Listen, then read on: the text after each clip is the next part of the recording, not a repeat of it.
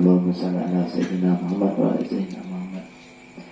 Alhamdulillah, pada malam hari ini kita masih dikumpulkan oleh Allah Subhanahu wa taala di tempat pengajian, di tempat orang mencari ilmu, dan sampai malaikat ya doa ajnihataha, sampai malaikat menundukkan sayapnya, membentangkan sayapnya, ridho bima yasna, ridho atas apa yang dibuat. Sampai malaikat pun beradab dengan orang yang menuntut ilmu, mau menundukkan sayapnya, membentang sayapnya demi untuk orang menuntut ilmu.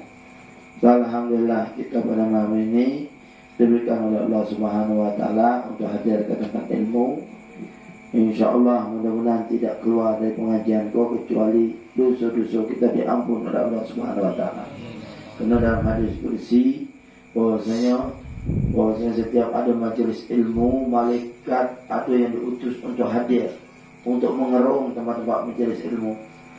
Ketika itu malaikat melaporkan kepada Allah, ya Allah, saya telah menulis orang yang hadir ke tempat majelis ilmu. Tetapi yang saya bingung, ada satu orang yang dia tak belajar ilmu. Dia duduk di luar cuma dengar-dengar baik. Nyokok di luar cuma menunggu kawannya. Allah katakan kepada malaikatku, wahai malaikatku, asyhidu anni qad ghafartu lahu.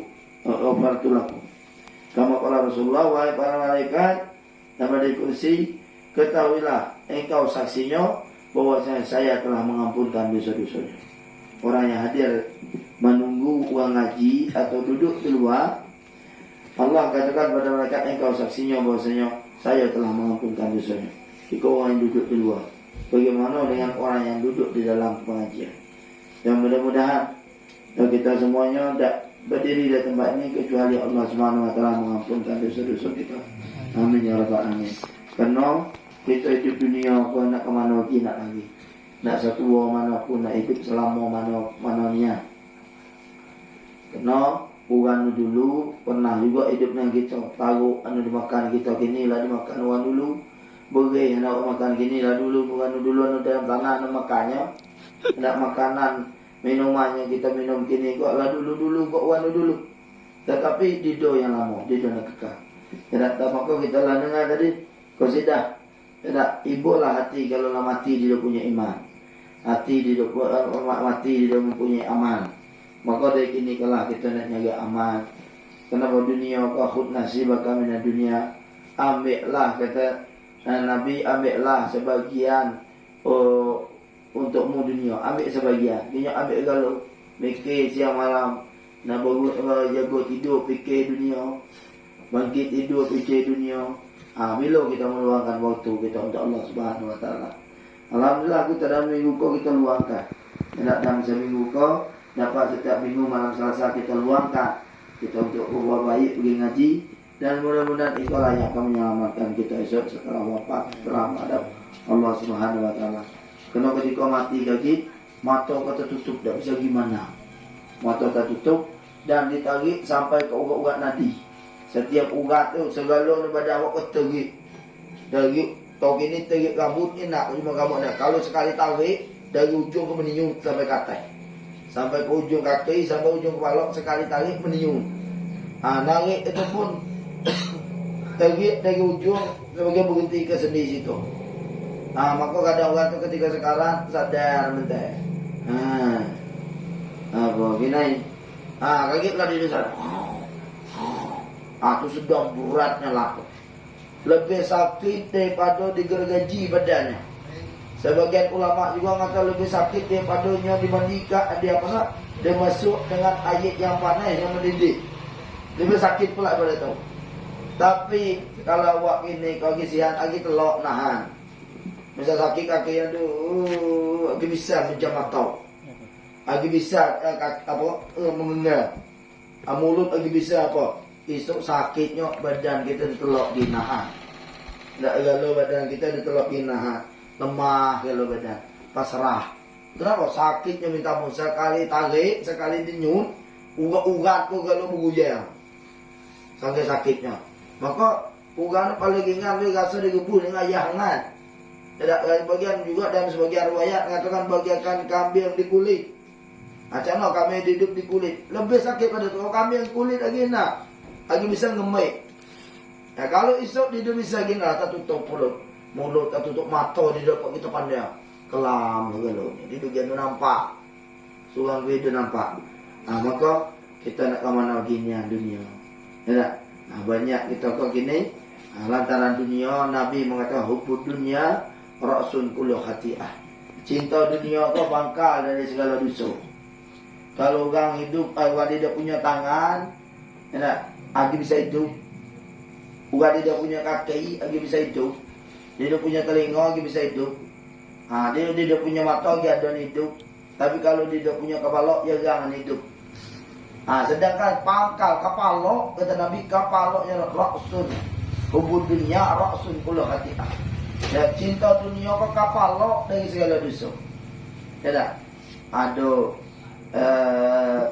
timbul iri, dengki, hasud. Ikut tak lain cinta kerana dunia. Tidak lain melainkan dalam hatinya penuh dengan dunia. Maka Nabi mengatakan hubud dunia ra'sun kullu khati'ah. Maka hendaklah kita hindarkan segala yang menjauhkan diri kita kepada Allah Subhanahu wa taala. Yang menjauhkan segala yang menyebabkan kita jauh dari Allah Subhanahu wa taala. Kita terlaknat dari rahmat Allah Subhanahu wa taala. Dengan apa? Kita membersihkan hati kita. Jangan ada seseorang pun yang kita benci.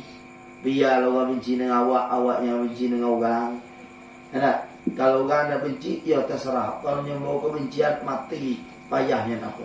Kalau orang benci, biarlah orang benci, asal awaknya benci. Dan Nabi Muhammad SAW mengatakan,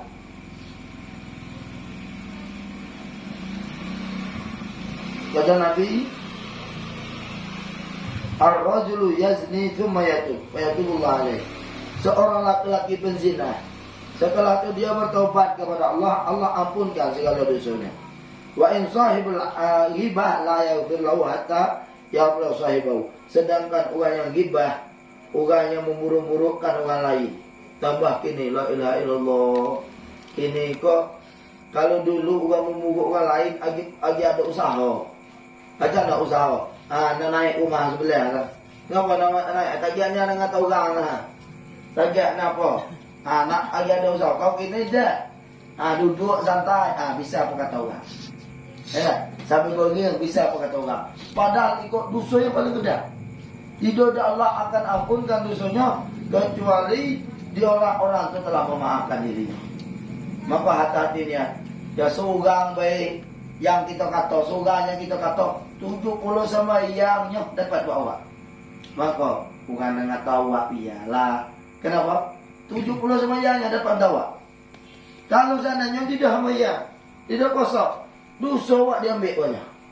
Maka orang soleh dulu seperti Imam Hasan Basri, itu Abdul Tabi'in. Ya orang yang paling mulia. Tapi lagi banyak orang tukang kata. Banyak orang tidak senang. Pendengar di telinganya ada orang tukang kata.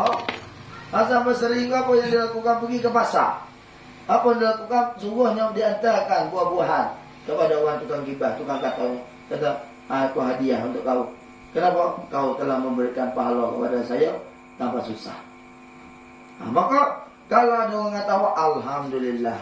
Jangan dibalik. Kenapa? Biarlah nyok sama kuih. Kata nak sampai mati. Dah hal kok. Ya. Kenapa? Ikut Nabi Muhammad SAW telah mengatakan. Apa kata Nabi dalam suatu riwayat?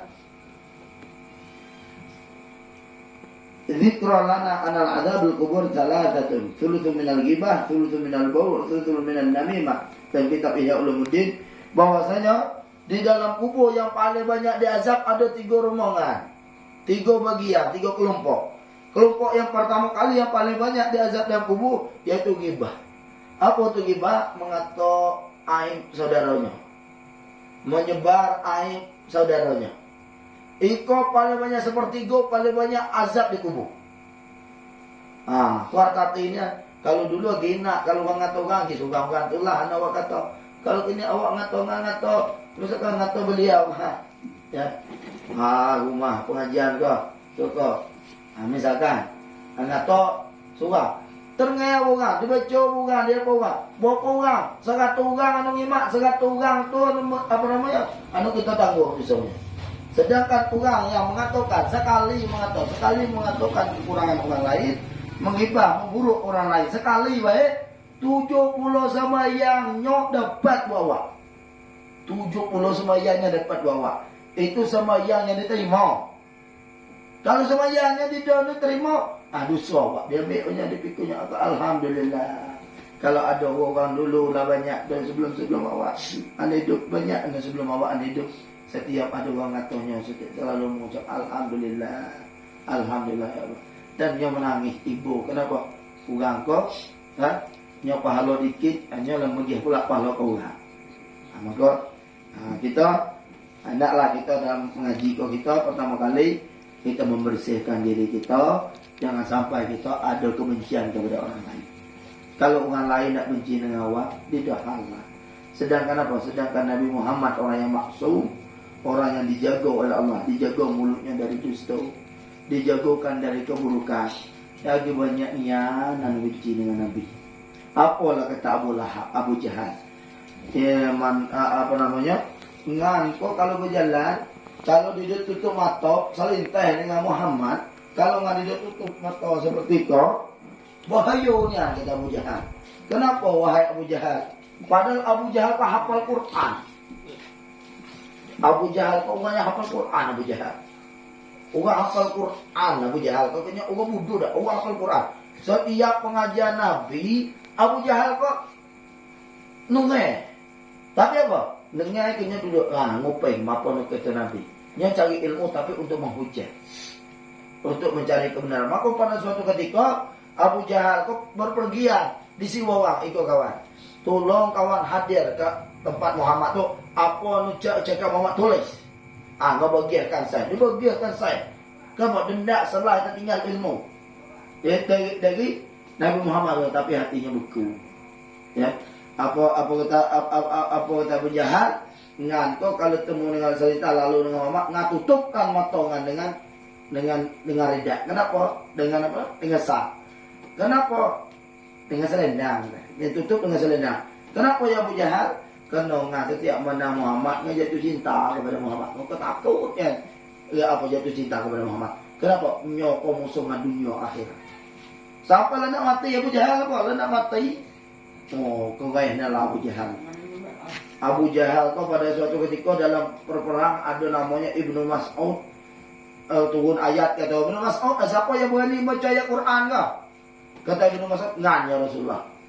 Padahal Ibnu Mas'ud kau dikata sahabat kalau seandainya ada angin terbang angin. Pernahnya banyak batang. Apa kata dia? Apa Ibnu Mas'ud atati. Kaki terbang. Kenapa sakit ringan ya badan kecil, pendek, yellow. Itu Ibnu Mas'ud. Kalau dah salah tu tangannya sahabat Nabi kau dibanding paha Ibnu Mas'ud agak gedang ke tangan sahabat lain. Sampai jagonya. Tapi sungguh Nabi siapa berani baca ayat kah? Ayat Quran. Benda-benda gede tu kan Ibnu Mas'ud tu kecil nganya Rasulullah. Siapa nu berani? Nganya Rasulullah. Akhir kena didoki dibaca lah Ibnu Mas'ud. Ketika baca Ibnu Mas'ud terengah Abu Jahal. Abu Jahal, hei, uang pemalak kami. Wah ini kau baca ayat kau mengumpulkan kami membaca ayat kau di tengah-tengah kami. Ayat diambilnya, wah apa Abu Jahal dikeratkan telinga Ibnu Mas'ud. Sampaikan kepada Muhammad. Dia ada ni baca ayat ikut jangankan apa telinga. Esok tanpa mata orang sukai. Datang kepada Nabi bawa telinga. Kata ya Rasulullah, telinga mata tutung sebelah ya Rasulullah. Apa kata Nabi? Siapa yang mengutungnya? Abu Jahal yang mengutungnya Rasulullah. Sedihnya Nabi. Telinganya kutung Abu Jahal. Akhir ketika Nabi sedih, bedak malaikat Jibril senyum-senyum. Kata ngapa kau Jibril senyum-senyum? Nggak lagi sedih, kau bahagia. Akhir apa kata malaikat Jibril? Ya Muhammad, al-udhun bil-udhun wa ziyadah ras. Satu saat kaki ya Muhammad, telinga akan dibalik dengan telinga. Dan ada bonusnya. Apa bonusnya adalah kepala. Sehingga tahun demi tahun, bulan demi bulan, tahun demi tahun, sampailah pada perperangan Badar. Sampai dalam perperangan Badar, ketika itu tugas Ibnu Mas'ud itu boleh Nabi perang. Kau Ibnu Mas'ud jangan nak perang. Kau sahabat anda sakit, kau ubat. Terus kalau ada orang kafir dan sakaratul maut, bunuhkan dengan sempurna. Kenapa? Kalau engkau mau membunuh, bunuhkan dengan sempurna. Ibarat kalau lagi ada sekarat, jangan bagi lama sekarat, dibunuhkan. Tugasnya keliling, bukan mati, barunya tukang apa? Tukang bunuh asal. Ayat pada satu ketika, naiklah badan Musa, badan kecil tadi kan, naik ke badan Abu Jahal, libas. Pas naik, apa kata Abu Jahal? Boleh Mas'ud, kalau kami ya, bahwa ini engkau, gua miskin, naik badan dengan mulia, ya. Kau ni apa? Dengan tugas kau. Siapa nak mati kau kau bunuh. Lagi kau mati. Buat ni kau nyentuh badan kan? Badan mulia. Ayolah, dah apa-apa. Kau nak bunuh, kau bunuh lah. Jadi kau yang dalam sekarang, tapi kau yang kerat dia dengan sikap. Kenapa? Lagi nampak Muhammad dia yang kecil. Kerat dia bawah, ha? Biar Muhammad, baik kalau dia kau gudang. Ya?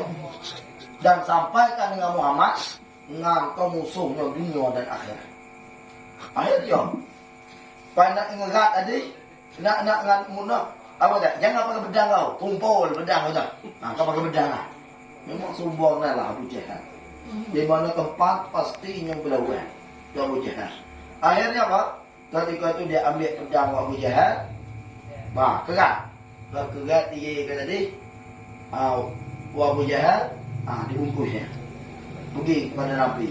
Sebelum gerak dia ke tadi, sebelum bungkus tadi tu, dia nangis. Kena dia apa? Teriknya telinga, tu bau. Kan dia rambut nak pegang telinga ni bau. Kan dia terkerak telinga bau. Kena kepala Abu Jahal tu pedang. Memang orang gogah pedang tinggi Abu Jahal. Ayah lama-lama tadi tak kucing telinga. Pakai kucing telinga, dia bisa lagi. Lalu kita apa? Temuak apa? Temuak telinga. Telinga kita pegang, tapi kepala ekor terjual juga. Pergi kepada Nabi. Ya Rasulullah, ikau ada musuh Allah. Siapa kan? Ya Ibnu Mas'ud. Ikau Abu Jahal. Kau telinga, utung dia Rasulullah. Ikau memegang telinga nangis juga. Utung telinga Rasulullah. Ayat Nabi Muhammad senyum. Pergelar, kata Muhammad, oh betul kata Jibril. Pada suatu ketika kau nak telinga kau yang hilang dulu, saya sedih nak telinga kau hilang. Kenapa? Kau disait telinga awak Abu Jahal. Malaikat Jibril kata al-udhun bil udhun. Telinga satu saat akan Allah balik telinga. Hilang telinga akan dibalik hilang telinga. Dan ada bunyinya kepala. Kau langsung nyerahkan. Berarti Jibril bagi kabar dulu bahwa Abu Jahal tadi akan mati wak di tangan Ibnu Mas'ud.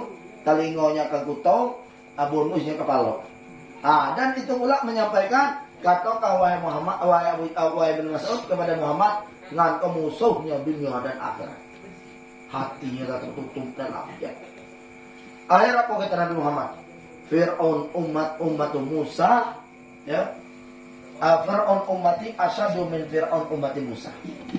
Ya, kata Nabi, Fir'aun umat saya kok lebih jahat daripada Fir'aun di umat Nabi Musa. Fir'aun umat Nabi Musa saat tenggelam di laut, yang kata Allah akhirnya nak taubat kepada Allah. Tapi ikut Abu Jahal, ikut Fir'aun umat lebih bahaya daripada umat Nabi Musa. Kenapa? Lana mati yang tinggal tahu bermusuh dengan Nabi Muhammad. Itulah saking kelamnya hati Abu Jahal.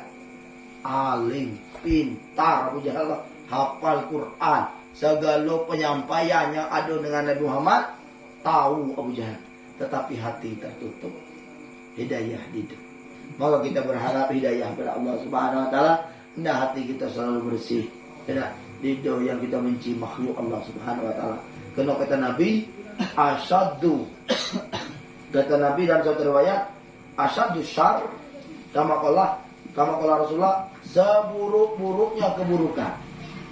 Seburuk-buruknya keburukan, su'uzan billah wa su'uzan bi makhlukillah. Seburuk-buruknya keburukan yaitu berprasangka buruk kepada Allah dan berprasangka buruk kepada makhluknya Allah Subhanahu Wa Taala. Selalu berprasangka buruk dengan Allah. Ya. Nak mengimang-imang apa orang kekeko, apa ikonya, iko seburuk-buruknya keburukan. Seburuk-buruknya keburukan, berprasangka buruk kepada Allah dan berprasangka buruk kepada makhluknya Allah Subhanahu wa taala. Mudah-mudahan kita diberikan ya oleh Allah Subhanahu wa taala kekuatan zahiran wa batinan dan dijauhkan dari segala keburukan, dibersihkan hati kita. Dan Nabi Muhammad mengatakan dalam hadis kursi terakhir, kata Nabi Muhammad SAW, man ada li waliyan faqad azanathu bil haram. Kata Nabi dalam hadis kursi, man ada li waliyan faqad azanathu bil haram. Kita yang belajar agama itu pertama kali kaget akan timbul setan. Apa setan? Setan yang akan membisik pada diri kita, yaitu yang membisik bahwa saya mengatakan diri kita lebih afdal daripada orang lain. Diri kita lebih suci daripada orang lain. Emak orang tu ngaji tahu, itu tuh hantau. Nah, kok setan pertama kali akan mengatakan bahwa kita afdal daripada orang lain. Ini itu pertama kali setan. Maka sangat hati-hati untuk menuntut ilmu. Nabi mengatakan dalam hadis kursi tadi, man ada li waliyan faqad azanatu bil haram. Barang siapa yang memusuh para wali-waliku, barang siapa yang memusuh para guru, barang siapa yang memusuh para ulama, barang siapa yang memusuh para orang soleh, kata Nabi, faqad azanathu bil harb. Dia sudah ngajak saya untuk berperang. Nabi mengatakan sudah ngajak berperang. Apa akhirnya? Allah buatkan susah hidupnya, tidak tentram hatinya. Kenapa? Allah inilah mengajak Allah untuk berperang. Kalau tenang hatinya, aman jiwanya, kaget di akhirat tidak akan Allah buatkan tenang. Maka hati-hatinya kita kena ikut hadis kursi. Hadis kursi ini lafaznya dari Allah, yang menyampainya Rasulullah SAW. Kalau Al-Quran lafaz dan maknanya langsung dari Allah keduanya. Kalau hadis kursi kan lafaznya dari Allah, maknanya dari Nabi Muhammad SAW. Hadis kursi mengatakan tadi, man ada li waliyan faqad azanathu bil harb. Orang yang memusuh para waliku, orang yang memusuh para orang soleh, orang yang memusuh para guru, kata Nabi, sudah mengajak Allah untuk berperang. Kalau Tuhan yang menciptakan kita, udah kita ajak berperang, macam mana kehidupan dunia dan akhirat kita. Mudah-mudahan kita semuanya dijauhkan dari sifat-sifatnya semuanya, dibersihkan hati kita, tidur kecuali kita lah senang kepada semua makhluk Allah. Kecuali kita cinta kepada semua makhluk Allah Subhanahu wa taala. Amin ya rabbal alamin. Mungkin demikian. Mungkin ada pertanyaan, kita buka pertanyaan.